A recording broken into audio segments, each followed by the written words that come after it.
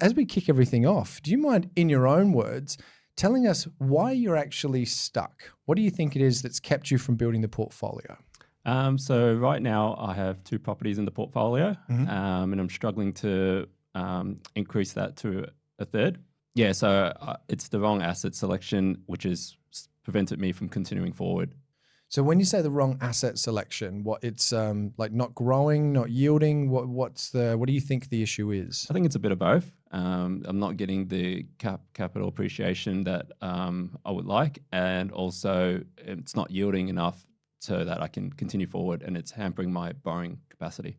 Okay, because income wise, like you earn decent money. It's not like you're on a really low income, are you? Yeah, no, I'm earning pretty decent money. Okay. Yeah. So, but these assets that you've got, can you talk us through them a little bit? What did you buy? Yeah, so I've got my first property, which is in Dandenong in Victoria. Yep. It started off as a PPOR, which turned into an investment. So not really having the investment lens on when purchasing it. I think that's why it's not performed as an investment grade property. Mm-hmm. And then the second property I've purchased is one in Queensland in Callanvale. Mm-hmm. That was meant to be a high cash flow play, and unfortunately, it just hasn't been. And so, what is it? It's a townhouse with high strata fees. How high is high? Highs, I would say we're paying close to $1,000 a quarter. $1,000 Yeah. for a townhouse. Yeah.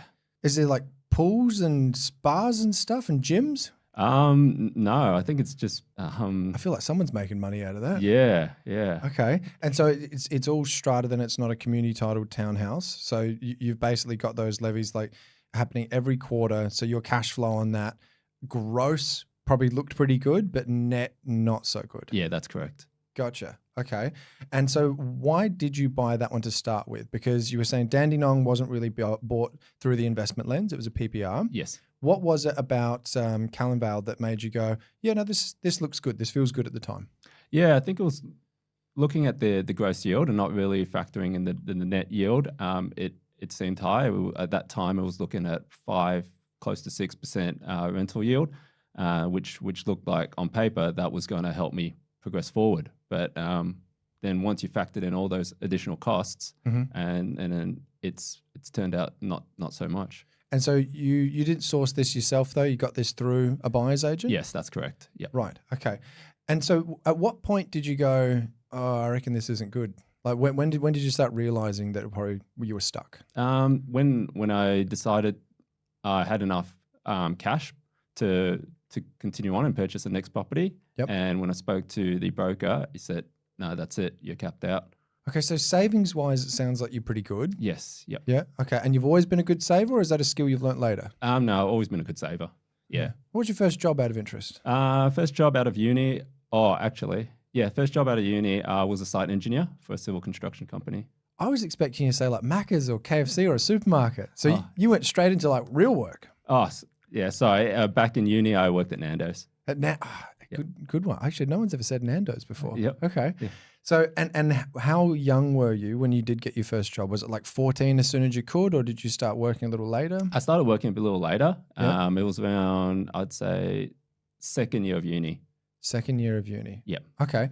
And so from working then, was that when savings really began? Like, was there like a book or something that kicked it off for you, or is it more? It was always my parents. My parents taught me and my brother to always put a portion aside for the future. And they really taught us how to save.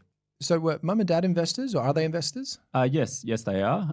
But they had an old school thinking of property investing. They went down the negative gearing route. Okay. That was because their idea was to minimize tax. Right. So it was more about how much I can get on as a reduction on tax rather than how well the property can perform. Yes, correct.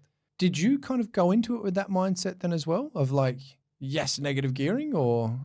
Yes, I did. Yeah? Yeah. Do you think that's like potentially a part of what's got you stuck? Yes, I think it is.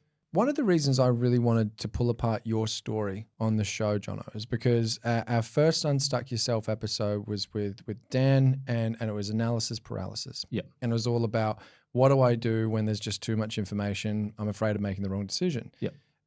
Now yours was more of is more of a, I pulled the trigger. Yep. I've moved forward, but maybe I haven't done it in the best way that's going to allow me to keep moving forward. Yep. And I think that there is so many people that would be in your situation. Like the majority of the property investing population in Australia do stop at around 2 or 3. That's generally where people cap out. So I think that this is going to be such a valuable episode for so many because it's not too late. And as we're about to discuss, now you've been talking with, Jeremy Iannuzzelli from KHI Partners, Yep. Max Phelps from Golden Eggs, and Kev Tran from InvestorKit. Yes. Yep. So first things first, I think we're going to get Jeremy on the line so we can have a little bit more of a chat of like the overview of your situation. But is there anything else that sort of briefly you wanted to touch on before we jump in the call with him? No, I think there's nothing else. Done? Yeah. Easy. Let's have a chat with him now. Cool. Jeremy Iannuzzelli, how are you, mate? Very well, Todd. Thank you very much again for always having me on board. Mate, it's always a pleasure to have you. And I know you and Jono have been having a few talks off air, basically getting him unstuck. And from the very first point of view, it's the basic sort of, actually, I shouldn't say basic, the general finance overview of what's kind of gone wrong from a little bit of an accounting side, a borrowing side, an asset side. You're looking at the bigger picture. So where did you want to start, mate? Where's the best place for us? I think it's to really start off with Jono's financial background and where he's starting at for creating content. And that's one of the major things that I like to work with a client first of all. So before we even talk about tax or before we even talk about, if we can assist you as an accountant, I like to just get a little bit of their balance sheet. I like to understand where they're wanting to head. So from Jono's point of view, when we went through his personal details, and he's been kind enough to allow me to share that. Jono's currently working as a project manager, very strong income above the genuine household average of 145 grand, no dependents. Excellent. Savings of roughly about $130,000, slightly more from when we last chatted. Shares of about 30K, again, slightly more. Super of 130 grand, no overseas assets, and a little bit of cryptocurrency. I can share that, Jono. And that's obviously come up a little bit in the recent market as well. So already, Jez, if I could just quickly jump in, I can't help but think there's going to be a few people listening going, how is Jono stuck? This sounds like a pretty good position to be in. He's in a great position to be in, but there's some investments there which potentially are now starting to hold him back. And then we start to move into the balance sheet around the properties. So at present, Jono's currently renting, paying roughly about $390 per week. So really is trying to maximize where he possibly can, the budget and the cost walking out the door. Yep. He's got a property at the present in Dandenong, which he owns 100% in his name. Market value is roughly about 588K. Loan on it's about 470, and the rental yield's about 380 per week. So very typical Victorian investment yields, circa around about that 3 to low 4% yield.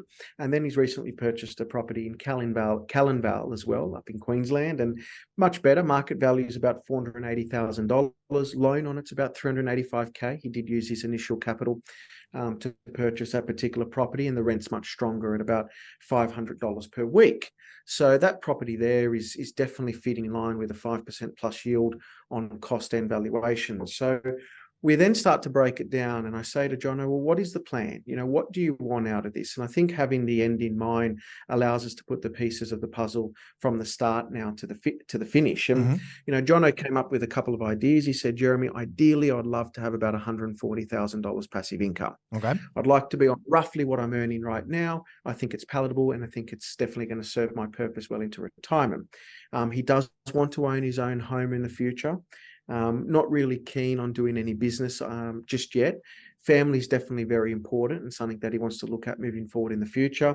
And, the goal is to get that $140,000 passive income. Ideally, we need to roughly get to about $3.5 million worth of property unencumbered outside his own home. Okay, so the goal is... That gives the context. Yeah, I was going to say, so the goal is $3.5 million portfolio outside of the PPR, and that's going to give him roughly around that 140 passive income, correct? Correct. So now we've kind of established where we want to be. Yep. It's what things do we need to now do to get there? And, the first thing I look at is we look at Dandenong. Dandenong at present's got about $588,000 as a market value, loan of 470, and the rent's about 380 to 390 per week. So it's a property which is really costing Jono quite a bit of money, circa anywhere between 10 to 15,000. That number could become a lot higher when the land tax threshold in Victoria drops to $50,000. Sorry, Jono, for $50,000 from 1st of July 2024. So that now is going to add, anywhere between $2,000 to $3,000 of additional cost in holding that particular property.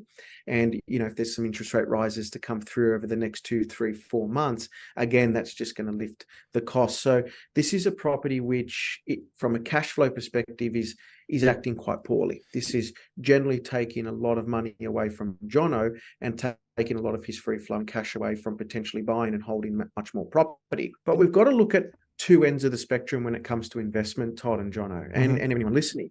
The two ends of the spectrum is that what's the growth, or what are the two reasons why we're going to property? We're going to property for capital growth, so that's one form of return. Yep. And we're going to the rental income, which is another form of return. Now, if we can have both those chugging along in the background, perfect. It's what you call an ideal property.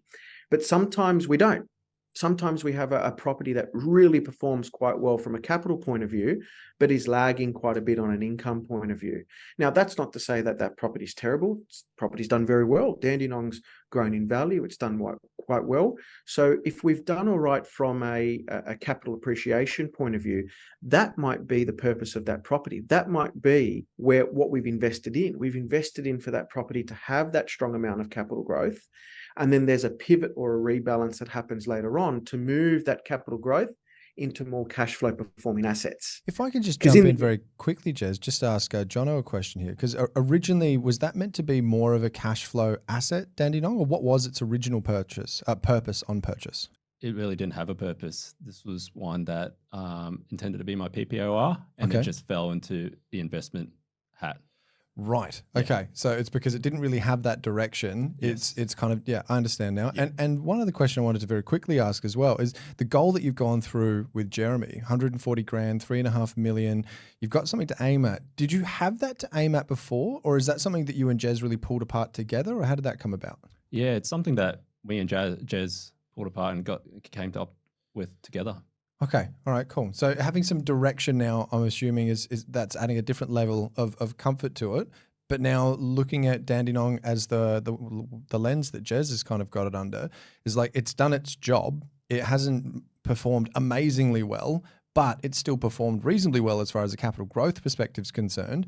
And I'm getting the feeling you're about to say to cut your ties with it, Jez. Is it time to sell? Or? Yeah. Well, you were just about to say cut your losses. I was. I picked myself up. and I don't want to say cut your losses because, again, I think that property's done exceptionally well, right?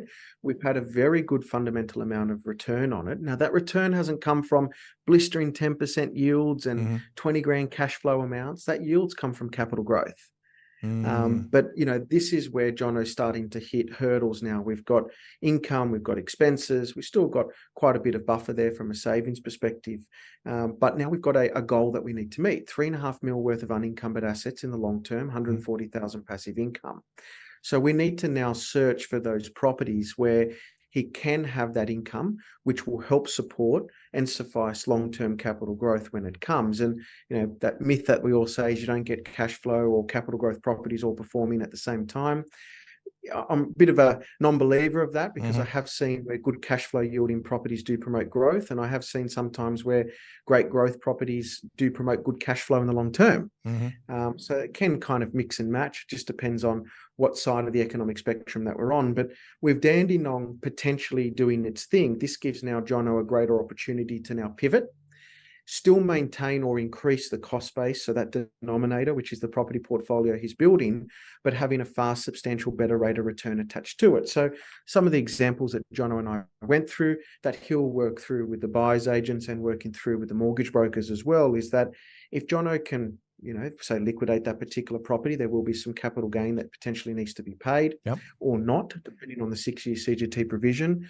But however, what that gives Jono the opportunity of doing is pouring that profit into an asset now worth, say, $700,000 or $800,000. So a greater cost base asset. So his market value of the properties are increasing, the cost base of the properties are increasing. And then what that's going to give is the opportunity for him to search for a much stronger yield. Typically speaking, if he can find a $600,000, $700,000, $800,000 property with an X factor attached to it, getting anywhere between a $700,000, $800,000, $900,000 or $1,000 return, all of a sudden He's poured no of his own additional cash into the deal because it's come from profit. Gotcha. He's increased his cost base of the property portfolio now that he owns. So his denominator is becoming bigger. So smaller percent increases of the property cost base results in a greater gross return. And not only that, if he can find something, renting for $700, $800, $900 or $1,000, a 5, 6, 7, 8% return, then all of a sudden he's increased his income from $380 to potentially $1,000. That's a $620 increase in income. We're about to talk with Kev Tran, and I just he's not even in the room, and I can already feel him going, Jez, don't say 7-8% return. What are you killing me? Well, it's not about buying a property with a 7-8% return because it's very hard to find them. But what you can do is buy a property with the opportunity of achieving a 7-8% return. Gotcha. So it doesn't have to do it from the outset, but it's what it's looking like projection-wise. That's it. And you've got to look again at a top-down approach. And Jono and I spoke about this. A top-down approach is that, if you look at people like Harry Triggerboff, the owner of Meriton, he just buys a raw site, a raw block of land, or he might find numerous amounts of blocks of lands with old homes on it. Now, he's not buying that because it's getting a 1.2% gross yield, a 0.8% net yield and saying new beauty. He's buying that with the vision of saying, I can do this. Gotcha. The X factor is attached to this. Yep. I can fight council or state governments to increase the zoning and the height to 50 metres. So if Jono can find properties where there's an X factor attached to it, which gives him an opportunity to manipulate either the income or the capital growth, that's where he can achieve his goal of hitting a $3.5 million property portfolio, potentially unencumbered in the long term, or we will get it unencumbered in the long term, Jono, but having those really good levers that he can pull at any particular time to then obviously fundamentally grow his cash flow. So, and then it takes us into, So I'm just conscious of time here, Jeremy, but just to quickly sort of recap on what we're talking, basically, John has got some good savings, keep his costs low, like he's renting a $390 a week, basically from what you're saying there, just keep doing that. That's a good position to be in. Selling Dandenong sounds like it's the good move forward because it's going to free up some capital to then put it into an asset that has the potential to perform better.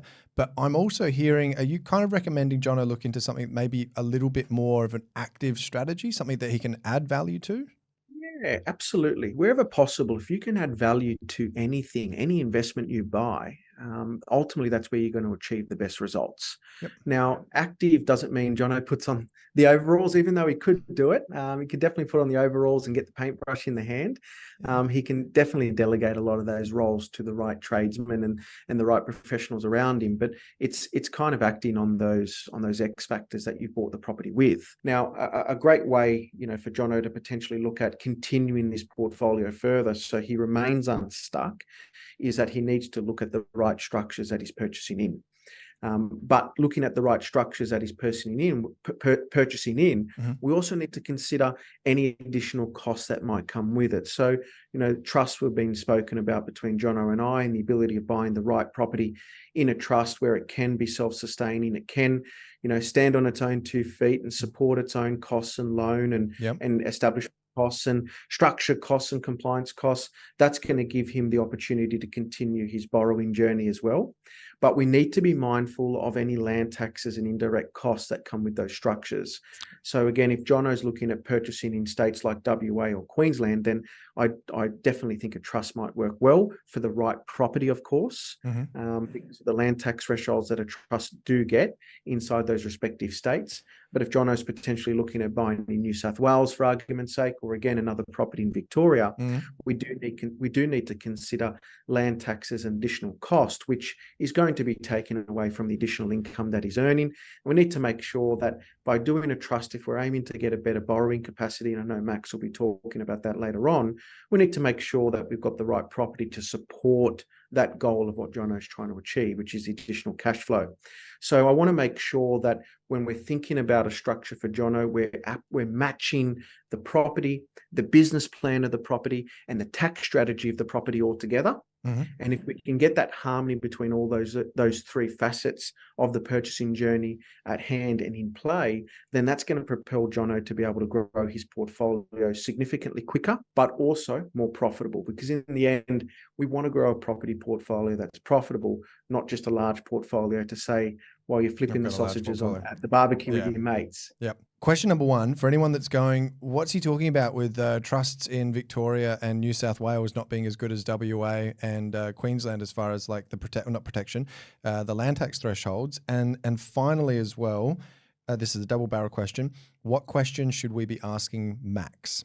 Okay, so each state has its own rules around land tax thresholds and how they calculate the thresholds for individuals and corporate entities. WA and Queensland, a little bit more investment friendly. They do have a much higher threshold compared to a number of other states, where Victoria and New South Wales, by memory, I think Victoria is about $10,000 land tax threshold for trusts. Well, that could be nil now with the new land tax rules coming in 1st of July 24. May as well and be New nil. South Wales 10,000, may as well be yeah. nil. And New South Wales for a very long time, for as long as I can remember, has had a nil land tax threshold for trusts when you purchase property in them. So, for a $500,000 land value property, and generally land value at the moment is making up around about 70 to 60% of the property's value. Generally speaking, if it's $500,000 land value at current land tax rates with the New South Wales state government, we're looking at close to $8,000. Right. So it could be counterproductive of what we're trying to achieve, which is good quality properties where they're able to stand on their own 2 feet with inside a trust, providing Jono a good cash flow for the future. I want Jono to be getting that cash flow, not the New South Wales state government. So we've just got to make sure that we are, again, putting all those things together. We've got the property, the business plan of the property, and the right tax structure and strategy. Again, marrying all those up becomes very important. So, Jono, on your end, you need to be getting Max thinking about property number 4 as you're buying property number 2, property number 5 as you're buying property number 3. So that very clear strategy that you and I had a chat about regarding your goals, you need to make sure that, Max, when we're going through the purchasing journey, when we're going through the borrowing journey, we need to be thinking about 2 properties ahead, not just the transaction right now. We also need to be considering that the right property is getting purchased in the right structure and how this will impact my borrowing moving forward. I also want you to have a chat with Max about what things you can do to improve your current borrowing capacity. And that could be as little as cutting down any credit card limits that you've got, potentially sharpening the pencil with any expenses that you might have, or having a look at, well, if I want to be buying a property, say, valued at $500,000, what are the covenants that I need to be considering? And those covenants could be the income that it's generating. It could be the type of property that you're purchasing as well. So these are very important things to get you continuing along your borrowing journey. And that structure and strategy that you come up with, Max and I will be definitely having a chat about that and ensuring that they are aligned. So it's very important. I would love you to have a chat with him about what things you can do to improve the structure that we're going in and how that's going to impact your borrowing capacity, not for the transaction that you're currently in right now, but potentially for property number 4 and 5. Because I do feel, and I won't say for Max because I know he does a lot of strategy, Todd, but Jono, I do feel a lot of people, a lot of brokers focus purely on the transaction at hand. I've bought a property, I've got to get a loan for this client. I think a really good financial strategist, a financial broker, is thinking about property number 4 and 5 in line with the client's goals as they're buying property number 2 and 3. Yeah, gotcha. So that forward guidance, Jono, is going to be key for you in building your portfolio, getting to your $3.5 million unencumbered goal and your $140,000 passive income goal as well.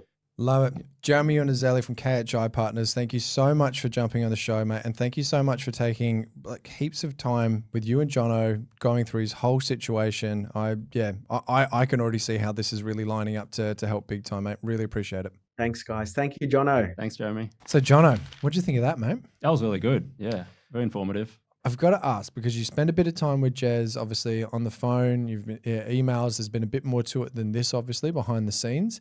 What's your biggest takeaway? Because it doesn't just have to be what we've discussed here, but what's the thing that you're like, light bulb? I think the biggest takeaway was when Jeremy was explaining to me each property should have a business plan attached to it, which leads on to what is this property doing for me? What is it, and how is it going to lead on to the next one?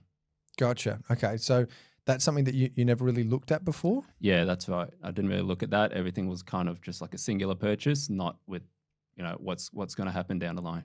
And can I ask, with all due respect, was it kind of just that assumption of, because I'm investing in property, I'm doing the right thing, it will just lead me to the next one? Almost you're just kind of assuming that path is going to happen? Yeah, that's correct. Yep. Right. Okay. So, but now after talking with Jez, there's clarity to that path. It's like, well, there might not be clarity, but you want to have clarity before you commit to the purchase. That's right. Gotcha. Okay. Anything else that was a big standout, or is that the main one? Another one was when he was discussing to me about trusts, when to implement them, being land tax being a big issue. Mm-hmm. So it really depends on the state that we're looking to buy in, whether we go down the route of using a trust. And how does the trust make you feel? Does that feel complicated, uncomfortable, or are you just like, yeah, cool, no, let's do it? I think it's just cool. Like, if we need to do it, we need to do it. Yep. Let's go for it. Love it. Okay. Well, next up, we're going to be talking with Max. Now, you've been chatting a little bit with Max off air as well. Yes. We're going to be talking with him. I mean, the question that Jez wanted us to ask is essentially, how will this help by that? So that's something we need to talk to him about. But I think otherwise, you want to just jump straight into the call with him? Yeah, let's do it. Max Phelps, off living the life. Fantastic, mate. How you going? I'm going very well, thanks, over here in Fiji. Thank you. Yeah, I bet you are. Now, I just wanted to point to something as well. Thank you so much for joining us because, like you said, you're in Fiji at the moment. You're on holidays. You and Jono have been chatting quite a lot over the past few weeks, getting everything ready. But I think we've got a little bit of a tricky connection at the moment as well. So there might be a couple of bits that we miss, or the vision might not be 100%. But I know the research behind all of this is absolutely on point. So if we can just jump straight into it and not eat into too much of your holiday time, mate, I'm sure you'd be happy with that as well. First question off the bat. You know Jono's situation. We've already spoken with Jez. One of his big questions was, how will this one help by that one? But before, actually, I'm probably jumping ahead a bit too much there. Before we get into that, can we talk a little bit about the borrowing power side of things? Yeah, so it was great meeting Jono, and especially you've got a couple of properties already, obviously being through this process a little bit more, but what was great was going through the process slightly differently, which is our way, which is to look at your life goals and not just your property goals. And we actually learned something that was going to help us tremendously with the borrowing when we went through that exercise. But in terms of borrowing power, so firstly, with 2 existing properties, the way that most banks look at serviceability, which is to add 3% to the existing liabilities and then look at what you can afford for the new one, then borrowing capacity is a fat 0 with all major lenders and almost all third-tier lenders too. The only exception would be Liberty. So with Liberty, they look at existing liabilities as whatever you're paying them, even if it's just interest only, they don't buffer that at all. Okay. So if your repayments are $2,000 a month interest only, they'll use $2,000 a month interest only. They won't say, oh, principal and interest is $3,000 and buffered by 3%, it's $4,000. They'll just use the $2,000. With Liberty, then we can borrow some money. But then the interest rates are going to be over 7.5%. And we're going to be stuck there for at least a year until we can refinance out of that. So if Jono was going to be borrowing for, like, specifically for a project, there's like I want to get in, I want to get out, that kind of thing. It sounds like Liberty might be a good option, but if he's borrowing to continuously move forward, does that make things a bit tricky then, obviously, at that interest rate?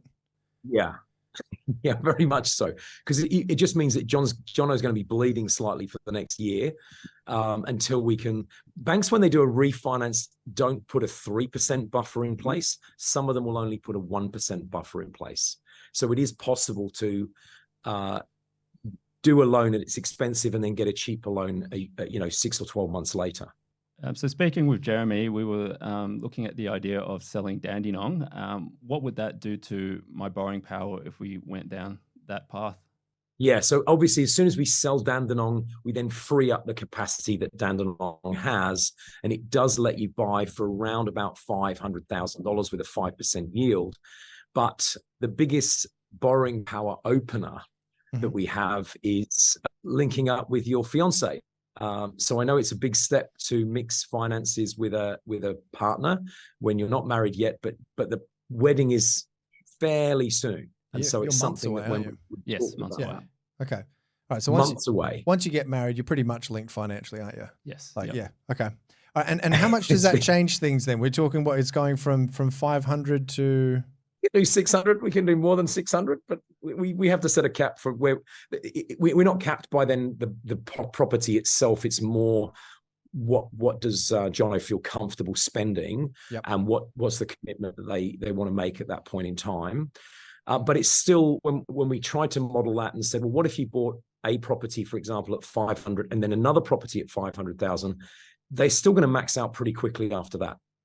So selling Dandenong was going to help in that situation. And that's when we also said, well, hey, if we are going to use trusts to buy the properties, then it does let us reuse that borrowing capacity in the future, as opposed to just buying one property and then being, one or two properties and then being done.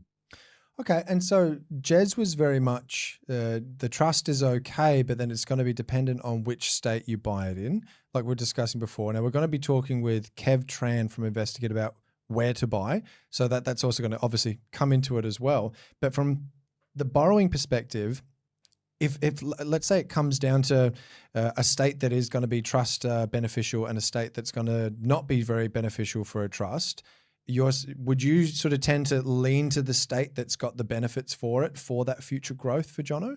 So there's two parts of this from a finance point of view. The first point is, if you do things with a company as a trustee, that's what allows us to extend the borrowing capacity. It's not the trust per se, it's the company as the trustee. Now, underneath that, you can have different types of trust, discretionary, fixed, or even have a company. And that has different connotations from a tax perspective, but it is possible to work that in with state-based legislation in more states if you use fixed trusts than if you use discretionary trusts. Discretionary trusts are if we're in Queensland and WA, discretionary trusts get full land tax threshold, or not full in Queensland, but it's a bit lower. Almost. But they get a nice chunk, and each extra trust gets a new land tax threshold. And so accountants would normally say, Queensland, WA, we're good. Do a trust, do a discretionary trust, it's all good. Again, that's something that Jeremy would confirm. But what we're looking for from a borrowing perspective is that together with his partner, he can replace Dandenong with a property and buy one more. If Dandenong is sold, then the first purchase is replacing that in the portfolio. Makes sense. And so we're looking to build, adding a property on top of that was the original brief. And so if we're going to sell Dandenong and add one, we're just back at two. And that's not necessarily where it's certainly not doesn't meet Jono's goals, does it? Yeah, that's not really unstuck. That's just changing molasses for honey. You just a different kind of sticky. Yeah.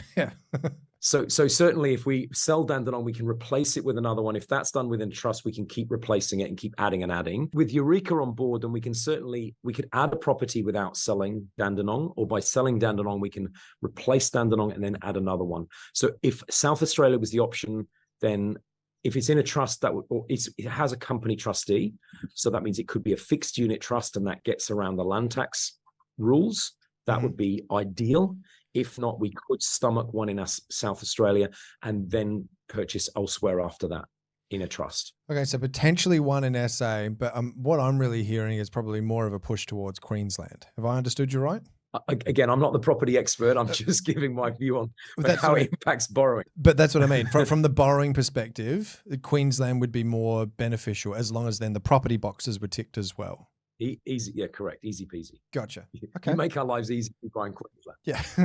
So what kind of a yield does Jono need to hit? So I've worked on about 4.5% to 5% seems to work fine. Once you get down to about 4%, things start to look quite ropey again pretty quickly. Mm-hmm. So around that 4.5% plus starts to look okay, but obviously 5% with it when you're getting a 6% interest rate is still putting you out of pocket. Kind of sounds like Victoria would be out of the question then anyway, and so would so much of New South Wales. Like it sounds like you're probably going to be going South Australia or Queensland really if it's got to be above that 4.5. Yeah, well, that's the choice that Jono needs to make together with Kev. Yeah, Jono, you've obviously worked with a couple of brokers before, and then you've worked with Golden Eggs.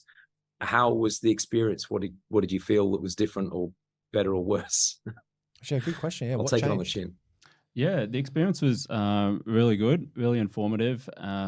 You took into account my goals and like laid it all out pretty much, spelled it out all for me and how it's all going to work. I think it just painted a clearer picture. Okay, because you said something at dinner last night about there was something about you were pulling equity out and then there was an offset that wasn't an offset. It was a redraw. So it sounds like you've had a broker before that probably didn't really understand the investing side of things too much. Yeah, that's right. So in my discussions with Max, he was asking about how I purchased Callanville, my second property, and explained that it was using equity coming out of Dandenong. However, when that was all set up, I explained to him it was pretty much just topping up the existing loan. So let's just use hypothetical numbers here. Had a loan of say 400 and I was pulling out 200K of equity. My loan just jumped up to 600 and that 200 was just added on. And Max explained to me it should have been set up as a separate loan because by doing how it was set up, by topping up the loan, you now don't have visibility on what I'm using that money for. So you're changing the reason of the loan. Gotcha. Now, Max, if someone else is in a similar situation there, what questions should they be asking a broker to make sure they don't find themselves in that situation that Jono was in? Look, the golden rule is you always create a new split for a new thing.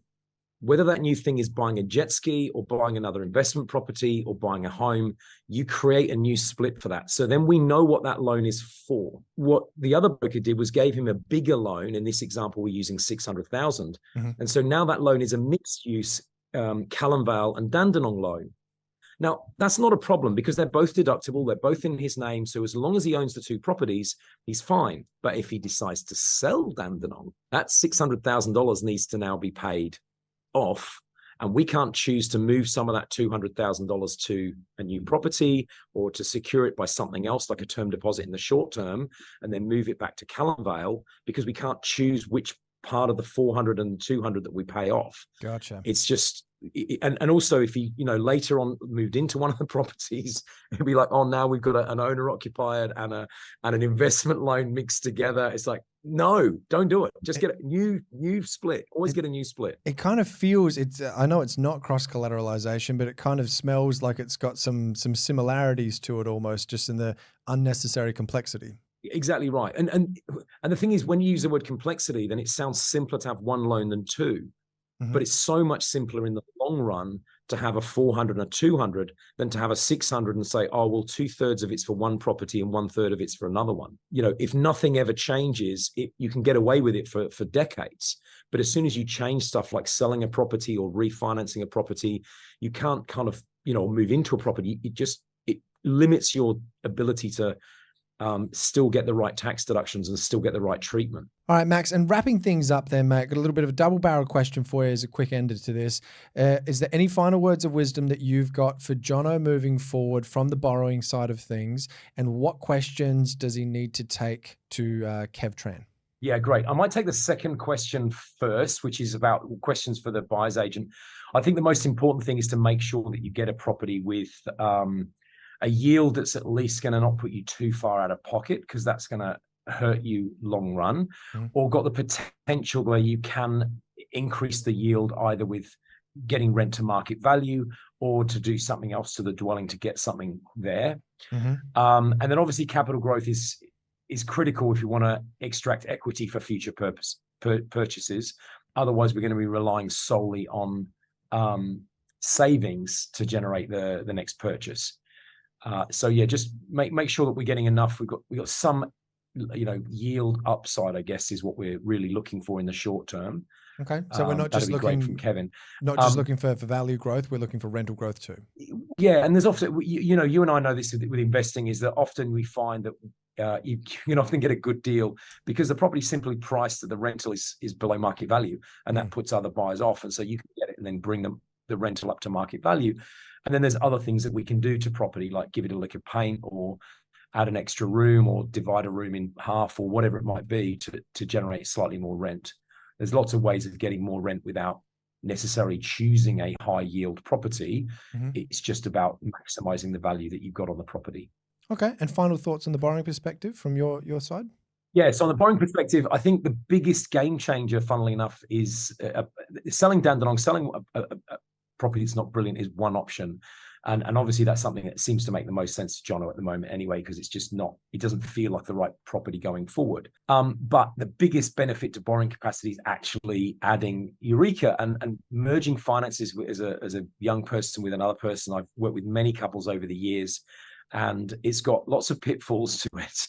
And so I think it's just a question of managing that transition from being a solo, I'm doing it by myself, to we're doing things kind of together, does require a bit more planning, and not just borrowing capacity is great, but it's the spending.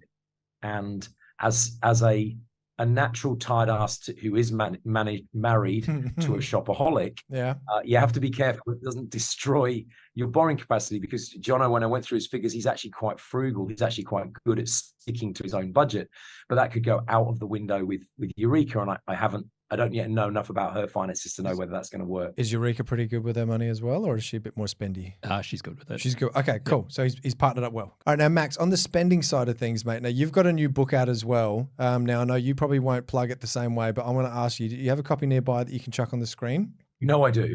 Yeah. Spending fast and slow. Spending fast and slow. Okay. And is this something that if people are looking at potentially partnering up, or not partnering up, but investing with their partner, but explain a little bit about it. Does that help for that situation? Yeah. So I guess, and thanks for leading in with that, but it's about the psychology of the spending. And if we don't get the spending under control, it becomes a very difficult thing to pay off our mortgages, to build our deposits. And especially when you've got a partner who may have similar money personality to yourself, or maybe quite different. One of the exercises in the book is to go through your own money personality, compare that to your partner's, and then there's lots of tips about how do these two people pair up, and how do these pair up, and how do the others pair up. So there's 15 different profiles that we can end up with if we're not careful. I didn't actually realize that was in the book, mate. That's a brilliant idea. Yeah, well, because I've been doing this a long time with a lot of people, and when you do that, you're going to come across people. Another young client of mine has done a fantastic job on her own, and then was in a relationship, and we finally had to start borrowing with the two of them together, and we had to find a way to merge the finances. And so there's lots of hints and tips about how to manage your own money to hit your own goals, as well as have a great life. And at the same time, then do that with a partner. And there's a great example in the book of Haley and Mark that is worth looking at, which could suit your situation as well. Brilliant. All right. Well, if you guys want to get your hands on a copy, Spending Fast and Slow, I'm sure you can find that in all good retailers, Dymocks, Amazon, all the rest of them. You and I share a very quality publisher there, mate. But Jono, and as I found out, in Big W from next month. That's amazing. Excellent. Jono, are there any questions you had for Max as a little final one there, mate? No, I'm all good. All good? Yep. Max Phelps from Golden Eggs, thank you so much for jumping on the show, mate. Really appreciate your time. Cool. Thanks, Max. Thanks so much for having me. And Jono, thank you so much for your time and sharing your goals and where you're trying to get to. And I'd love to try and help you further. Jono, so Max seems pretty keen on getting rid of Dandenong as well. Yeah. So it looks like that's the way to go. Okay. So how does that make you feel? I think it makes me feel good. Got clear direction and know what I need to do. So as far as the path forward's concerned, I originally got excited when he was like, oh, if you get rid of it, you can get two. But it's like, well, not really, because then naturally he explained, if you're already getting rid of one, you buying another one is really just getting back to where you are. Just replacing it, yeah. Exactly. But then looking at it, if you've got two, where would you sort of be leaning towards then? Because from what Max is saying, Queensland's probably a better bet if you do end up buying in the trust. But what are your thoughts before we chat with Kev? Yeah, I'm leaning towards Queensland for that fact that it can help continue on. Whereas if we were looking at South Australia, yes, it will help, but it might also hamper me as well. Okay. And how do you feel about borrowing with Eureka? Is that something that you probably pull back and go, now budget's 5, or is that something you guys have discussed? That's something we've discussed. So it is something that we're looking to do in the future. Yep. But not in an immediate. Okay. Things. So maybe not the next purchase, but potentially down the track. Yeah, correct. Yep. Okay. All right. It obviously is a very big decision to make. And for anyone listening as well, rewind back a few episodes. I think it was episode 198, Is Your Partner a Financial Fit? It's an awesome one to listen to. You and I actually had a little bit of a chat about it over dinner last night as well. But mate, I think is there anything else that you wanted to kind of wrap up with that chat with Max before we talk to Kev? I think what he mentioned about the yields that we need to achieve, that's something we'll definitely mention to Kev, so that he knows what he needs to look out for. Because otherwise, if you don't get that kind of 4.5%, 5%, we're essentially taking a step forward to take a step straight backwards again. That's right. Gotcha. Okay, so the yield's a big one as well. Mate, look, why don't we just jump straight into the call with Kev and let's see what he's got to say. Kev Tran, great to have you back, mate. How are you? Mate, I'm well, thanks. Pleasure to be here. G'day, Todd. G'day, Jono. Hey, Kev. Mate, you are the last checkpoint that we're walking Jono through. I shouldn't say we're walking Jono through, that all of you guys have been walking Jono through as far as getting unstuck. We've already been speaking with Jez, who's given us some wonderful questions to then move over to Max. Max has cleared up a lot about the borrowing capacity. Both of them seem to be pretty well in favor of downsizing Dandenong and going, okay, it's time to cut that as an asset, get some capital back, as Jez was talking about earlier. And now it's really about what are we actually getting? Because Max has given us some parameters as far as like yields and all the rest of it, but where are we buying it? But I also wanted to ask you, Kev, do you agree with the cutting of Dandenong? So where did you want to start, mate? Yeah, sure. We can jump on there first. So, I mean, the purpose of looking Unstuck is to identify the current position, and part of that is the current portfolio. That's a bottleneck for us, right? So, I had a look at the data for both the assets that you're currently holding, Jono, and out of the two, I mean, if we could start again, I'd say that you could better options completely. But Okay. the Kellenvale one does have some strong indicators, which we can go through. But if we're looking at opening up your servicing, and obviously you've got exit costs as well. One asset, if we had to pick one, I would agree with the Dandenong one. So the reason behind that, the data that we have and that we've interpreted, will give you some reasons behind it. So I'll go through the region first. So the long-term growth there is slightly lower than Greater Melbourne. And from a market cycle perspective, Melbourne's already seen some stronger growth already. In terms of the local economy at the moment, we are seeing that it is weaker. Part of that is a really strong unemployment rate. Mm-hmm. So you've got 13%, which is much higher than the state average of 3.6%. So that's a big concern for us. And for just quickly, Kev, anyone that's not familiar with Dandenong, how far out of Melbourne are we talking? So Dandenong's about 30 to 40 minutes away from Melbourne. Okay, so out of suburb. Out of suburb, yeah. Yeah. Okay. All right. And out of interest though, if you're saying that it's the unemployment rates, like the indicators aren't really there for growth, but the cash flow side of things though for Kellenvale sounds like it's the strata that's really the bottleneck there. But are you saying that from your perspective, even though that might not be very helpful as far as the cash flow side of things, it's got more future indicators pointing towards capital growth than Dandenong does? And for Jono's portfolio growth, you're looking overall, that's why you're better off kind of going with cutting Dandenong rather than Kellenvale? Yeah, so Kellenvale's seeing some stronger market pressure. And if we're assessing also some future supply concerns as well, with strata type properties, we're not seeing some strong building approvals in the pipeline. So future supply isn't a big concern. Okay. The yields are, even factoring in strata, the yields are looking pretty good, 5% plus. So it's not too bad. Conversely, going back to Dandenong, where we're seeing 3% yields typically in the area. Yep. Another thing to note as well is you're saying, Jono, you haven't really seen any rental increases. Going through a rental crisis at the moment, so it's always going to be comparative to the rest of the country. But even now, you're not seeing that pressure there, and that's reflective of the data that we have as well. So on average, you're seeing like 7% rental growth the last year, which sounds pretty good, but comparatively to the rest of the country, that's quite low. The other concern we had, property specific, would be you've got a larger household size, so 2.8 people per household, Mm-hmm. and the actual asset itself being a 2-bedroom could have some concerns for demand in the future. So all in all, for its price that you could sell it for, definitely replace it with a much stronger asset. And obviously, what Max and Jez are talking about, opening yourself up now for future growth in your portfolio. So Kev, with a budget of around 600K, what should my next asset look like? And where should it be as well? We'll clarify the asset type, right? Because with your two that you're holding now outside of the regions they're in, which we were talking about, the dwellings themselves wouldn't be part of what I would be buying for our clients. So what I mean by that is the actual asset would be house only, no units. We would buy 3 bedrooms plus, minimum land size, so depending on the area, 400 square meters plus, but that's subject to the area. For example, Adelaide is going to be very different, right? And then you've got a whole bunch of due diligence as well that we can go through. But typically a house, minimum 3 bedrooms. Okay, right? so house minimum 3 bedrooms, and as far as like development potential, renovation potential, like because you guys have already talked about this off air, you're not too keen on really rolling up your sleeves and renovating, maybe developing, but what kind of because Jez was very big on like do everything you can to add value.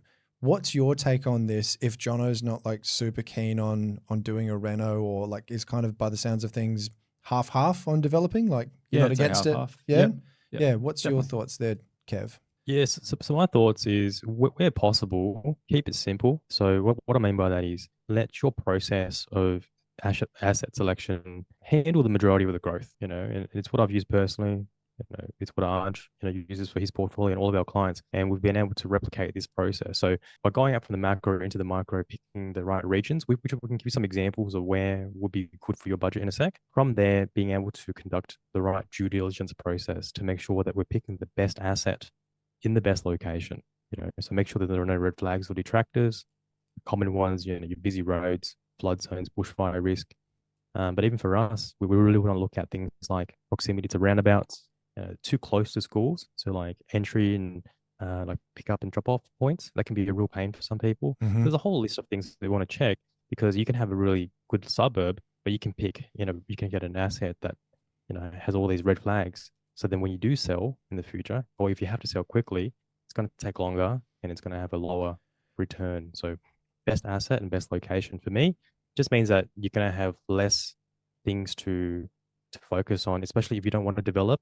We can have a value add potential secondary aspect to it. And what would that look like? Especially what I'm saying now in particular is in the last even like couple of years, unless you're going to be doing the renovations yourself, right? So through sweat equity, if you're going to be using tradespeople, even if you've got great relationships with people in certain areas that we do, we're seeing labor and material costs so high.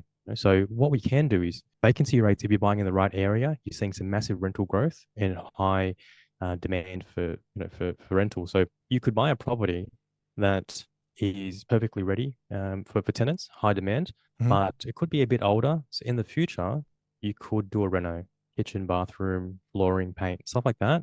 You don't have to do it, but later, let's say you've got the cash or you've got the equity now when you refinance, you could use that to then increase the equity or the rental return. So you're saying something maybe that's like built like maybe early 90s, everything is still in good working order, but it's already looking pretty tired, but it's not looking so tired that it has to be replaced. But then if we fast forward another 5, 10, 15 years, it'll get to that stage where it's like, yeah, it's pretty well done now. Is that kind of what you're saying? Yeah, absolutely. I like it. All right. So as far as the house, 3 bedrooms plus, land, 400 square meters as a minimum. And from what you're saying, that's very location dependent as well. Sometimes your minimum is going to be higher than that, but I can hear that your minimum's not going to be lower than that. So if that's location dependent, you were saying before off air that you're thinking maybe a few of the 3 states. Where are you kind of honing in on a little bit more with Jono's situation? If we're removing the Dandenong asset in Greater Melbourne, we've got the Callumvale unit. I'd ideally like to see some sort of foundation asset in your portfolio. I think for yourself as well, something that's going to give you a lot of confidence behind it, before you start building out and potentially going into newer markets. Now, it's always going to be up to yourself which markets you want to go through. All the markets that we buy in have that sort of strong economic fundamentals I was talking about, and also supply and demand pressure. But then there are different markets in terms of where they are in their growth cycle. So you have some that are earlier in their growth, and some that are already seeing some strong growth. But from our data, there's plenty of steam ahead. So then with your budget of approx 600, you've got options in capital cities, but then also strong regional cities as well. And so what capitals would you suggest? Sorry to jump in there, mate. No, all good. So with capitals, we can do, we'll be limited, but still possible to do Greater Adelaide, Greater Brisbane, also Perth as well.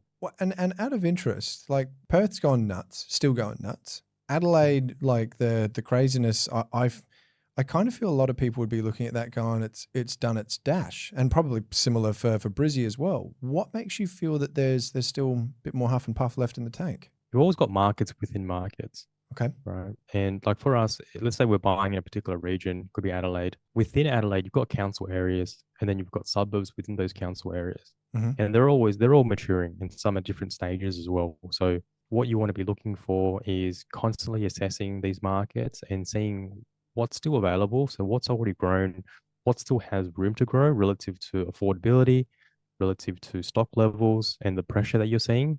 So you're still seeing plenty of demand and low stock, and then you're looking at its previous history as well. Even though it's had 1, 2, or 3 years growth, potentially it's still growing.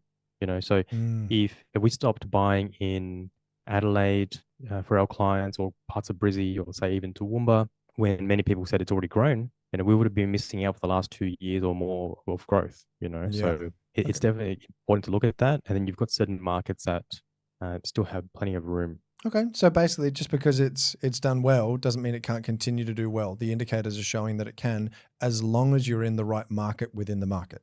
Absolutely, yeah. Gotcha. Okay, and what do you feel more comfortable with, Jono? Regional or going a little bit more like capital? I'm comfortable with either. Either? Yeah, wherever the data is pointing us to. Okay, well, out of your choice, then we haven't actually covered the regional side of things yet, Kev. But what would you lean more towards for Jono's situation? I think we would take a deeper dive into the financials and see the cash flow requirements, especially if we're going to start factoring in potentially more that we need, especially talking about purchasing and trusts. So we'll definitely want to make sure our cash flow is all accounted for. Mm-hmm. So if that's the case, then that could be the different factor when it comes to location. So a bit of a general idea without going into every single location is your capital cities are going to give you a bit less yield. So for us, we're probably looking around 4 to 4.5. Sometimes you can get a bit higher gross rental yield. Mm-hmm. And then the regional cities, minimum 4.5 up to 5.5% gross rental yield. So you get some better yields in the regional cities, generally speaking. It doesn't mean that you get less capital growth as well. For example, parts of Toowoomba have Toowoomba, Rockhampton in regional Queensland. They've outperformed many suburbs in capital cities that we mentioned there as well. So again, markets within markets, Mm-hmm. and then understanding as well, like what requirements we have for the cash flow and lending side. So if we're looking at Callanvale as having a decent gross yield, but not as good of a net yield because of some strata issues, well, not strata issues, strata costs, I should say, then to me, my logical brain is looking at this going, well, regions probably make more sense, especially if you're comfortable with it, Jono, because if you're looking at that, Kev, going, we've still got some great capital growth opportunities, but you're looking at potentially 1% or 2% higher for the yield, then surely that's only going to help rather than hinder as far as the future growth. So Jono's not sitting across from me again, like playing stuck round 2. Yeah, absolutely. So part of all of that, we're talking about the yield requirements and everything. It's also the comfort level. And Jono's expressed that quite open to buying regional. Of course, there are some clients that are, hey, it's my first or my foundation asset. And they Maybe don't I want want something that's capital, whatever it is. So it's going to be a risk profile, appetite type situation as well. We want to make sure that you're buying the right asset for you. Okay. All right. And out of your regions at the moment, is there anywhere particular that you've got your eye on? Yeah. So based on our budget, we've got, again, some good options here. I'm looking at for Jono, regional Queensland and NSA. So we can still get a good asset in Toowoomba in some pockets. We've also got here Bundaberg. It's been a real strong performer.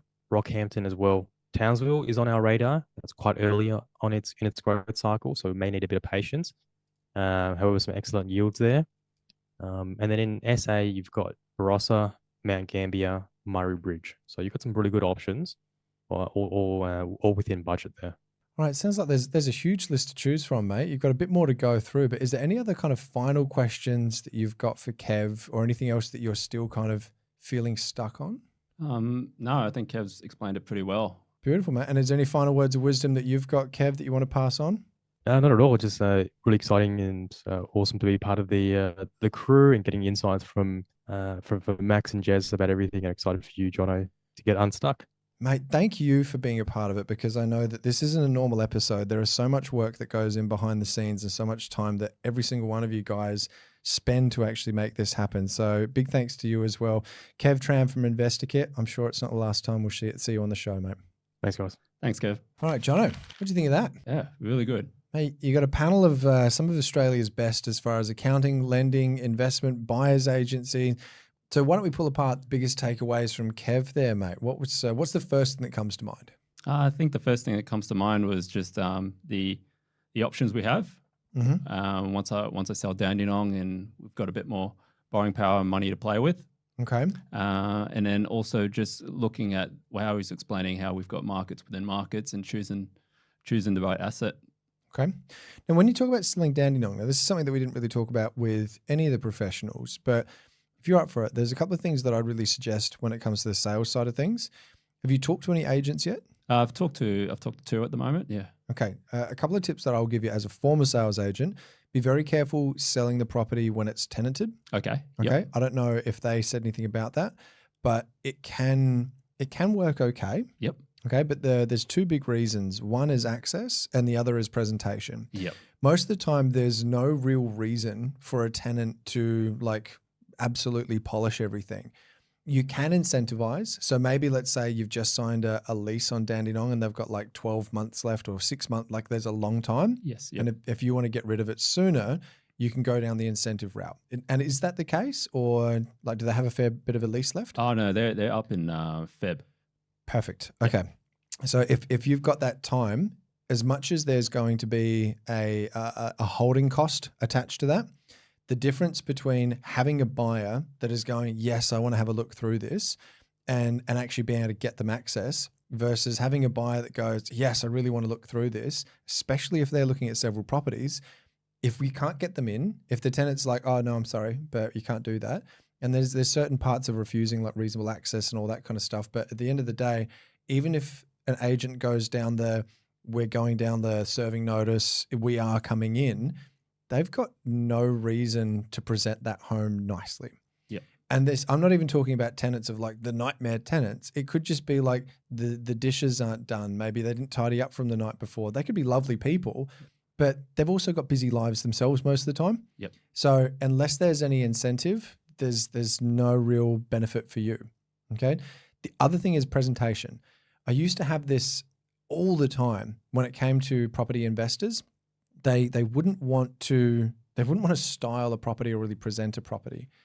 If you do have an agent that believes in it as well, be open to it. That's all I'll say. Okay. Yeah. Like I even staged a rental property not long ago, and like I paid $2,000, and people were saying that it was nuts to do it. But I've now got beautiful professional photos. I did get lucky with the photos. Bianca took them. She's a photographer, so that's a bit different. But even if you've got to pay a few $100s, when you compare it to every other rental on the market, they were taken with an iPhone compared and empty compared with mine, which was staged, beautiful, professional. We ended up getting about an extra $30 a week rent than we should have because there was an emotional connection. Yes. Yep. An emotional connection can be formed for a renter as well. But when you're selling the property, it's that actually, let me do this. Now, for anyone listening right now, I'm going to quickly draw Jono a picture. This is something that I used to go through with every potential vendor. There's a big triangle. Now, at the top, there's an E-beam. In the center, there's a GB. And in the bottom, there's a BB. Okay, so that stands for emotional buyer, general buyer, and bargain buyer. Okay, now we want to sell to the people at the very top of the triangle. They're the emotional buyer. They're the person that generally the heart's really making all the decisions and the head's checked out. Okay. The person in the center, the general buyer, they're not bad to sell to, but they're normally the ones that bring an offer that you go, yeah, okay, that's fair. I'm not offended, but I'm also not super excited. The bargain buyer down the bottom, that's the person you do not want to sell to under any circumstances. Okay. But the key with this is if you just target towards an emotional buyer, this also comes down to pricing strategy as well. Yep. All of your bargain buyers, they're not showing up. Maybe you get a couple of general buyers, but it can backfire on you because then an open that maybe should have had 20 groups through, maybe only has 2 or 3 of them coming through. Yep. And as soon as those people that were the emotional buyers see that there's no competition, they're just looking around and the agents go on normal agent speak, oh, so much competition, all of that kind of jazz. And they're thinking, no, there's not. Yeah. There's no one else here. Yep. So they then start to fall down the rung. They might still have an emotional attachment, but you need to keep that pressure up. And this is what you really want to have your agent do. But one of the things that you use as a tool to keep that pressure up and to get as many people through the door is to really push on that emotion. And staging is one of those things that does it. I used to think it was so dumb. And before I was an agent, I just thought, why would you rent furniture for a few $1,000s for a month? Like, you've got rocks in your head. Now, I don't think rocks in your head, but I think almost the opposite. Yeah. It's like, because I see the emotional connection that's forged with that. And when people have a solid emotional connection with things and that heart takes over, a good agent can really push that price up further. Okay. So as much as every dollar needs to be accounted for as an investor, it genuinely is an investment when it's done correctly. Yeah. That makes sense? Yeah, that makes sense. Yeah. So we can talk a little bit more. Actually, we'll go out for lunch. We'll chat a little bit more off air about the sales side of things. But I feel like I've kind of hijacked this a little bit. So overall, we're looking for Kev a 3-bedroom land, minimum 400 square meters, depending on where you're going. Now, once you've talked to everyone, well, now that you have talked with everyone on air as well, what state are you leaning towards? Where? I think I'm leaning towards Queensland from what we've heard from everyone. Mm-hmm. Seems to make the most sense. Okay. And have you done a bit of a look around yourself, whether you'd go like Rocky or Townsville or Toowoomba or? No, not just yet, but I'll start having a look. Okay. And as far as the regions, you said that regional towns versus capitals, there was no real difference for you. Yeah, no, I'm okay with either. Okay. And as far as then the value add side, you're not wanting to renovate, you're open to developing, but after this chat now, are you maybe leaning towards more like what Kev was saying on like the hotspotting side of things? Yeah, I'm leaning towards that. I think for the next couple, we'll go down that strategy. Okay. And then we can look at the development further down the track. Okay. And as far as partnering up with Eureka, on the cards, but not just yet. Yes, that's right. Gotcha. Okay. Yeah, we've got to get Max's book. But anyway, that's another story. All right, mate. Are there any final words that you've got? I'd just like to say thank you to first yourself, Todd. This has been a really, really amazing experience. And then to the 3 professionals that you've linked me up with, Jeremy, Max, and Kev. Awesome, man. Yeah. Well, I'm looking forward to checking in. I actually checked in with Dan the other day, and I'm pretty sure he's actually just bought something. So whether you buy something in the next couple of weeks, months, whatever it is, mate, I hope you pull the trigger on something and you use this information to do exactly what it's intended to do, is get you unstuck. Yeah, definitely. We'll do. We'll keep you posted. All right, guys, I hope you've enjoyed that episode. If there's anything that you've got questions on, leave them in the comments if you're looking on YouTube. And also if you're on Spotify or iTunes, make sure to hit that subscribe button because we've got a ton more content coming out, especially leaning into 2024. We're kicking things up to the next level again. Right now, I reckon Jono and I are going to go out for a bite to eat, have a little bit more of a property chat about where to from here and refine a couple of the details. But if you've thought this looks like a pretty good experience that I could get behind, then click the link in the show notes and enter in your details. Tell us why you're stuck, because it doesn't matter which situation it is. We want to be unpacking so many different people's situations. And even if you're not here in the studio with me, we're actually, and this is just a quick little sneak peek behind the scenes for everyone that stayed to the end, producing a new show with Jeremy Iannuzzelli called What School Should Have Taught You. We're actually going to be leaning into the list of Unstuck Yourselves because we've had hundreds of entries come in, and anyone that's maybe not making it into the studio for us, we're going to be doing a bit of a call in, and Jeremy's going to be pulling apart some people's situations and helping them on their investing journey as well. So click the link in the show notes below and enter in your details. But otherwise, guys, that is enough from me. I'm Todd Sloan. I'm Jono Cheah. Have a good week and stay awesome. Have an amazing week. So. That's all right. That works. Okay.